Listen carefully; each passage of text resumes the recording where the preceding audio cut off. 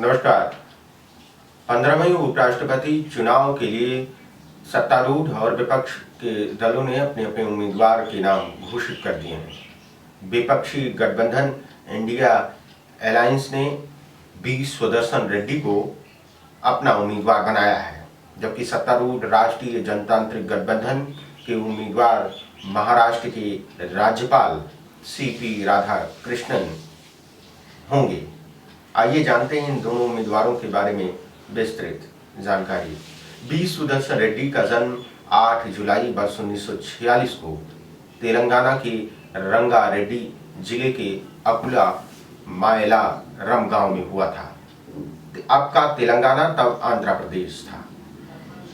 रेड्डी ने अपनी प्रारंभिक शिक्षा हैदराबाद से प्राप्त की और वर्ष 1971 में उस्मानिया विश्वविद्यालय से कानून में स्नातक की डिग्री हासिल की। इसके बाद उन्होंने आंध्र प्रदेश उच्च न्यायालय से वकालत की शुरुआत की। 1993 में उन्हें आंध्र प्रदेश उच्च न्यायालय का न्यायाधीश नियुक्त किया गया। वर्ष 2005 में वे गुवाहाटी उच्च न्यायालय के मुख्य न्यायाधीश बने और वर्ष 2007 में भारत के सर्वोच्च न्यायालय के न्यायाधीश के रूप में उन्हें पदोन्नति मिली। वर्ष 2011 में उन्होंने न्यायपालिका से सेवानिवृत्त होने के बाद गोवा के पहले लोकायुक्त के रूप में भी कार्य किया। उनकी एक प्रमुख निर्णय वर्ष 2011 में सलवा जुड़म मिलिशिया के खिलाफ था, जिसमें उन्होंने जनजातीय अधिकारों की रक्षा की। रेड्डी ने हमेशा गरीबों के अधिकारों की रक्षा की और संविधान के मूल अधिकारों को सुनिश्चित किया। 19 अगस्त 2025 को कांग्रेस के राष्ट्रीय अध्यक्ष मल्लिकार्जुन खड़गे ने नई दिल्ली में आयोजित एक संवाददाता सम्मेलन में सर्वोच्च न्यायालय के पूर्व न्यायाधीश बी सुदर्शन रेड्डी को इंडिया ब्लॉक के लिए उपराष्ट्रपति चुनाव के लिए विपक्षी गठबंधन इंडिया का संयुक्त उम्मीदवार घोषित किया है। इस निर्णय में महत्वपूर्ण भूमिका पश्चिम बंगाल के मुख्यमंत्री ममता बनर्जी का रहा है, जिनकी पसंद को गठबंधन ने स्वीकारा है। खड़गे ने कहा कि ये एक वैचारिक लड़ाई है जिसमें विपक्ष संविधान की मूलभूत मूल्यों की रक्षा के लिए खड़ा है। वहीं एनडीए यानी राष्ट्रीय जनतांत्रिक गठबंधन ने तमिलनाडु के राज्य में जन्मे सीपी राधाकृष्णन को अपना उम्मीदवार बनाया है, जो वर्तमान में महाराष्ट्र के गवर्नर हैं।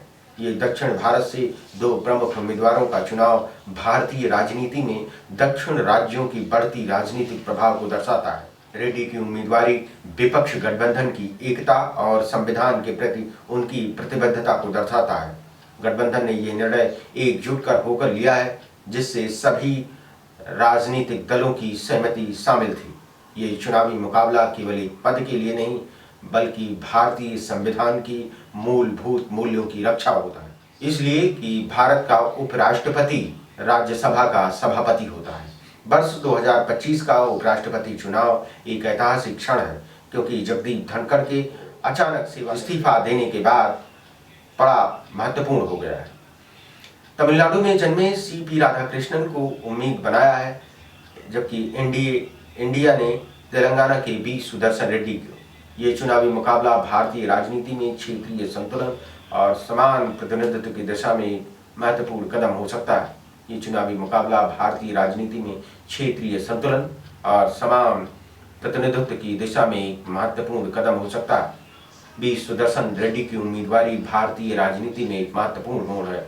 ये संविधान की रक्षा, न्यायपालिका की स्वतंत्रता और दक्षिण भारत की राजनीति में शक्ति को दर्शा सकता है।